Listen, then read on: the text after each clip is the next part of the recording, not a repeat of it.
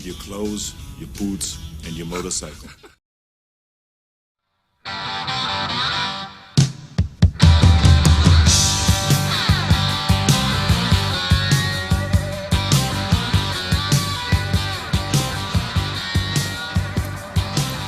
On the day I was born,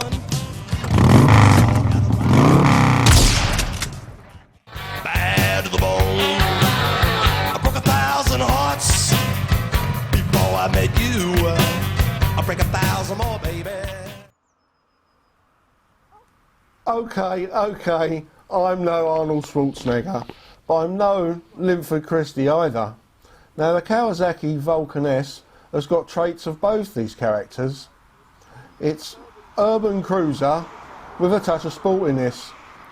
It's one of the first mass-produced bikes that's literally tailor-made to meet the individual rider. If you go to the Kawasaki dealer, he'll move the foot pegs for you, he'll also change the handlebars, different rake, and also the seat if need be.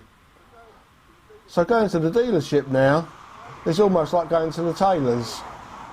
Anyway, let's get this bike out on the road and see what all the fuss is about.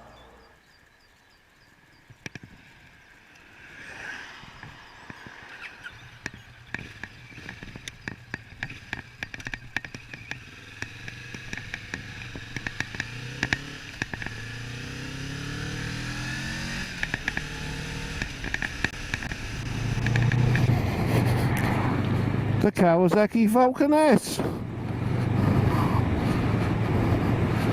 Well, riding position, I suppose it goes without saying it's typically cruiser. However, because of the ergo system, you can probably get it to exactly fit you personally. They'll move the handlebars or the foot pegs or the seat. So really, you're going to get something that's very, very comfortable. I have to make an admission, before I rode this bike, I didn't think I was going to really like it. I'm not the biggest fan of cruisers. But what I can tell you is after about a mile, and you get used to the foot pegs, it's actually very, very comfortable. It's a sweet little machine. The handling on it is very surprising. It turns in quite nicely. It's not wallowy. Yeah, for a cruiser, yeah, good. The engine on these is akin to the ER6 and the Versys.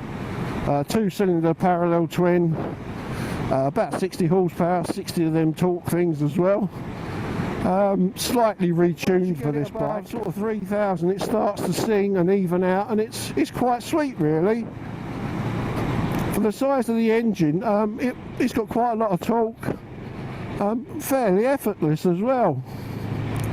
Bearing in mind you don't buy a cruiser to race around either, yeah, it suits the bike perfectly.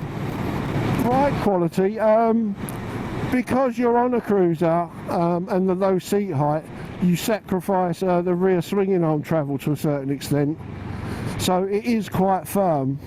The only time you really notice that is if you're going over potholes or rough terrain. It is a small price to pay, and it's not the end of the world.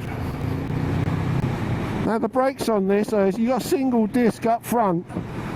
It's adequate, but it's not fantastic. The only time, once again, you'd really notice that is if you're pressing it a bit too hard, which once again you shouldn't be doing on a cruiser anyway. But the big surprise for me on this bike is the back brake. The back brake is absolutely gorgeous. I know you shouldn't, but you're almost tempted just to ride this bike using the back brake only. Brings the bike down so nicely.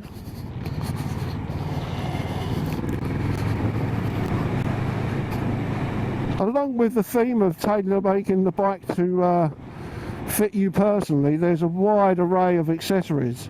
We're lucky in the UK, it actually comes with a pillion seat, whereas other countries it don't. But there's saddle bags, there's a screen, there's all sorts to really sort of make it your own. The dashboard cockpit on this I find is very easy to see. You've got a nice big rev counter, the speed is very clear, and also you can see your fuel gauge, which really are the main three elements. There's a trip meter and stuff like that, also a clock, an economy meter.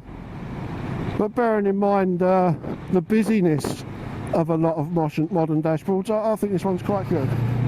You could argue that the exhaust note is a little disappointing, but bearing in mind the latest legislation, it's quite understandable. I feel quite sure that sooner or later an aftermarket manufacturer will make an end can or pipe that'll make it that bit more fruity if you desire.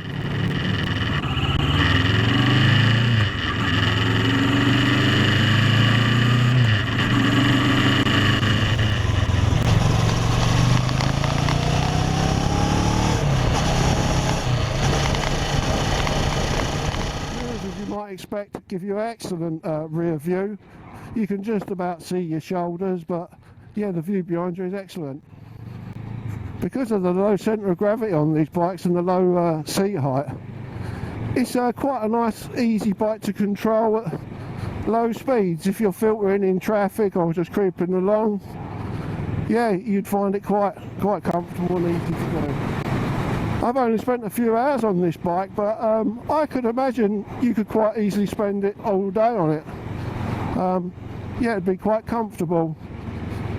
To say, the rear suspension is a little bit on the firm side, but that's a small price to pay for the style of bike. I personally have never been a fan of the rat look or satin matte black look, but having had some full chrome bikes myself over the years, on a practical basis, the black actually makes perfect sense. A bucket of soapy water and you're done. Whereas when you've got a chrome bike, it's endless hours polishing. So yeah, it does have its merits.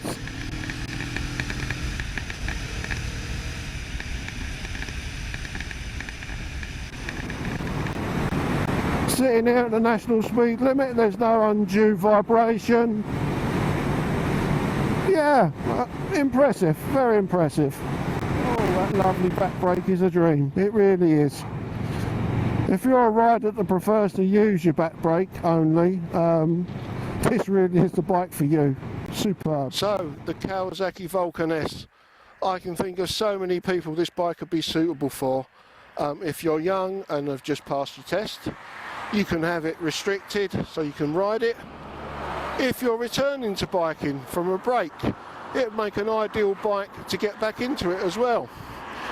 Also, if you're just looking for a cruiser style bike but don't want the weight and the bulk of a full-size cruiser, this could be the perfect bike. Well, thanks for watching, have fun, and let's be careful out there.